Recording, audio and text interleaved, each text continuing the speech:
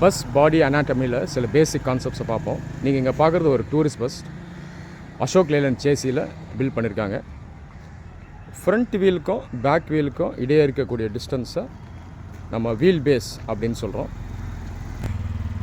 Rear wheel பின்னாடி வீலுக்கும் rear எண்டுக்கும் இருக்கிற டிஸ்டன்ஸை rear over ஹேங்னு சொல்கிறோம். அதே போல் ஃப்ரண்ட் வீலுக்கும் ஃப்ரண்ட் போர்ஷன் எண்டுக்கும் இருக்கிற டிஃப்ரென்ஸை ஃப்ரண்ட் ஓவர் ஹேங்னு நம்ம சொல்கிறோம்.